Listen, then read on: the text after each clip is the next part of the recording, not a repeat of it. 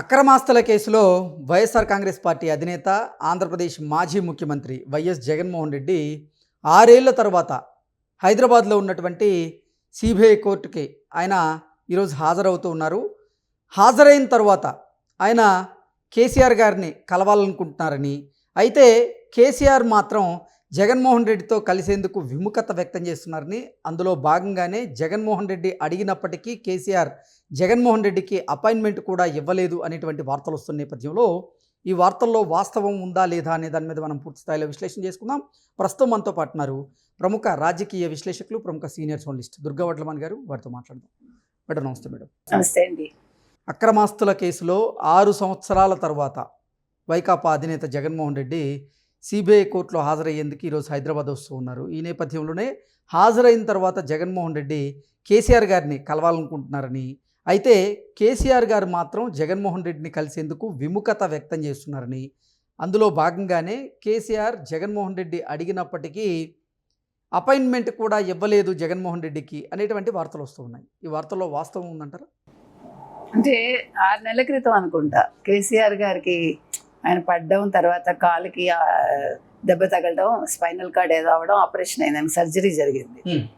So అప్పటి నుంచి జగన్మోహన్ రెడ్డికి సమయం దొరకలేదు హైదరాబాద్ వచ్చి ఆయన చూడటానికి. ముఖ్యంగా ఆయన సమస్య ఏంటంటే లోటస్ పాండ్కి రావడం. లోటస్ పాండ్లో సగం ఇప్పుడు చెల్లెలు తీసుకుంది. షర్మిల అక్కడ ఉండగా ఆయన రావడానికి ఆయనకి ఇష్టం లేదు. కానీ ఇవాళ అవసరం మనిషిని ఎంత దూరమైనా తీసుకెళ్తుంది, ఎంతకైనా దిగజారుస్తుందని ఇవాళ సిబిఐ కోర్టు ముందు ఆర్థిక నేరాల కేసులో ఆయన హాజరవ్వాల్సి రావడం, ఇవాళ ఆయన అనూహ్యంగా ఇది అయ్యాక, కోర్టు పని అయ్యాక, కోర్టులో హాజరు వేయించుకున్నాక ఆయన ఇవాళ లోటస్ పాండ్కి వెళ్తున్నారు. అంటే లోటస్ పాండ్కి వెళ్లాల్సి వస్తుందని గత ఏడాదిగా ఆయన అసలు ఏడనర్థంగానో అసలు ఆయన హైదరాబాద్ మొహం చూడలేదు మనకు తెలిసి, ఎంతసేపు యలహంక, బెంగళూరు తప్ప. అయితే ఇవాళ ఆయన ఎలాగ అంటే రెండు పనులు ఇవాళ. ఒకటి, కేసీఆర్ని కలవాలనుకున్నారు ఆయన. అయితే కేసీఆర్ని కలవాలనుకుంటే నిన్నటి వరకు మిత్రులుగా ఉన్న కేసీఆర్, కేటీఆర్, జగన్మోహన్ రెడ్డి ఇవాళ ఎందుకు కలవలేకపోతున్నారు? ఎందుకు కేసీఆర్ విముఖత చూపిస్తున్నారు? ఫామ్ హౌస్కి రాకుండా ఎందుకు చేస్తున్నారు అంటే, మీకు తెలిసి ఇటీవల కాలంలో మీకు జూబ్లీ హిల్స్ ఉప ఎన్నిక అనేది ఎంత పెద్ద దుమారం రేపిందో.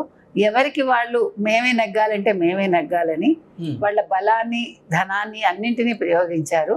అయితే మీకు తెలుసు, సినిమా వాళ్ళు కావచ్చు, లేదు ఇక్కడ ఉండే కొన్ని కులస్తులు కావచ్చు, కొన్ని కుల సంఘాలు కావచ్చు, తర్వాత యాదవ్ కులానికి సంబంధించిన వాళ్ళు కావచ్చు, మొత్తం అందరూ కలిపి నవీన్ యాదవ్ని గెలిపించుకోవటం జరిగింది. అంటే కాంగ్రెస్ని గెలిపించారు. కాంగ్రెస్ని గెలిపించడానికి కారణం కూడా మనకు తెలుసండి. ఒకటి, రేవంత్ రెడ్డి కూడా బరిలోకి దిగి ఆయన విస్తృతంగా పర్యటన జరపడం, తర్వాత ప్రచారం చేయడం, తర్వాత ఆంధ్ర వాళ్ళని ఎక్కువగా తిట్టినందుకు ఎవరు, కేసీఆర్, ఆంధ్ర వాళ్ళకు కూడా ఒక కోపం ఉండడం, ఇవన్నీ కూడా నవీన్ యాదవ్కి ప్లస్ అయ్యాయి, అంటే కాంగ్రెస్కి ప్లస్ అయ్యాయి. వేరేజ్ మొదటి నుంచి కూడా ఆంధ్ర వాళ్ళతోటి అంటకాగి, మొదటి నుంచి అసలు ఒక తెలుగుదేశంలో చేరింది, ఒక ఆంధ్ర పార్టీలో చేరి ఆయన ఎవరు, కేసీఆర్ అక్కడ మంత్రి అయ్యి, తర్వాత చంద్రబాబు నాయుడు గారి హయాంలో ఒక పదవి రాలేదని అలిగి ఒక తెలంగాణ అనే ఒక పదాన్ని తెర మీదకి తీసుకొచ్చి ఒక ఉద్యమాన్ని నెరపి ఒక 10 ఏళ్ళు ఉద్యమంలో ఉండి 10 ఏళ్ళు మళ్ళా ఒక ముఖ్యమంత్రిగా పరిపాలన చేసి, మొదటి టర్మ్లో బాగానే ఉన్నప్పటికీ రెండో టర్మ్లో ముఖ్యమంత్రి అయ్యాక జగన్మోహన్ రెడ్డి లాగా తయారయ్యి ఆయన. అంటే జగన్మోహన్ రెడ్డి అడుగుజాడల్లో, మామూలుగా గురువు శిష్యుడు అడుగుజాడల్లో నడవడు, శిష్యుడు గురువు అడుగుజాడల్లో నడుస్తారు. కానీ ఇక్కడ రివర్స్లో ఒక అవినీతి అనే అడుగుజాడల్లో నడిచే ఆయన అహంకారమే ఆయన పతనానికి దారితీసి ఆంధ్ర వాళ్ళని అప్పుడు ఇప్పుడు ఎప్పుడూ తిడుతూ ఆయన, అంటే ఈరోజు తెలంగాణ పార్టీని ఎప్పుడైతే బీఆర్ఎస్గా మార్చారో, భారత్ రాష్ట్రీయ సమితిని, దాంతో తెలంగాణ ఉనికే లేకుండా అయిపోయి కేసీఆర్ అనే వ్యక్తికి ఒక ఉనికి లేకుండా అయిపోయింది. ఇన్ని జరిగాక ఇవాళ ఈ జూబ్లీ హిల్స్ ఎన్నికల్లో ఘోర పరాభవాన్ని చవి చూశాక ఇవాళ కేసీఆర్ చాలా కుంగిపోయి ఉన్నాడు ఒక రకంగా. అంటే వాళ్ళు జీర్ణించుకోలేకపోతున్నారు, ఇంకా మా పార్టీ లేవదా అనే ఒక సందిగ్ధంలో ఉన్నారు. ఎందుకంటే ఇక్కడ మైనస్ ఇంకొకటి ఏంటంటే, ఒకటి ఆంధ్ర వాళ్ళని తిట్టడం, 2 కేసీఆర్ అహంకారం, 3వది ఆయన ప్రజల్లోకి రాకపోవడం, ఎప్పుడు ఫామ్ హౌస్లో పడి ఉండడం, ఇవన్నీ కలిపి ఈ పార్టీ ఘోర పరాభవాన్ని చవి చూసింది. అయితే ఇప్పుడు రెడ్లందరూ కూడా ముఖ్యంగా కాంగ్రెస్ వైపు వెళ్ళిపోయారు. మరి ఇప్పుడు జగన్మోహన్ రెడ్డితో పనే ఉంటుంది ఆయనకి? పనే ఉండదు కదా.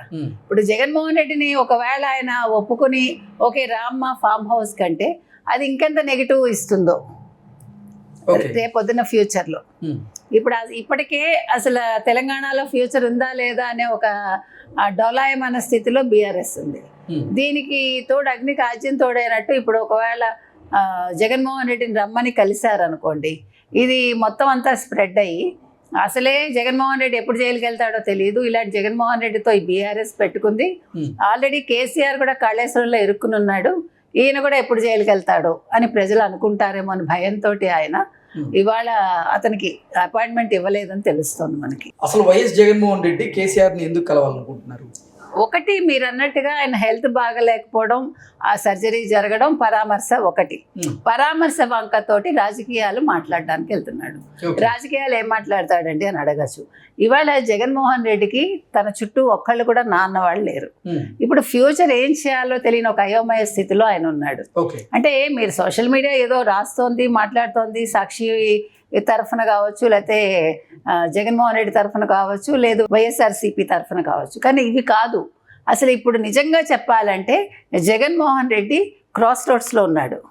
He doesn't know what to do. జైలుకి వెళ్తానా, పార్టీని నిలబెట్టుకోగలనా, నెక్స్ట్ మళ్ళా ముఖ్యమంత్రి 2.0 2029 అంటున్నాను, నా పరిస్థితి ఏంటి, లేదు ఇంకా రాజకీయాలు మానేసి ఇంటికి వెళ్ళాలా, ఇట్లా ఎప్పుడైతే క్రాస్ రోడ్స్లో ఉన్నాడో సో కేసీఆర్ తోటి చర్చిద్దాం అనుకున్నాడా, ఏంటి నేనేం చేయాలి ఏంటి అంటే ఈ ఆయన్ని పరామర్శించడం అనేది ఒక వంక. 6 నెలల తర్వాత ఇప్పుడు పరామర్శించడం ఏంటి లేకపోతే కదా.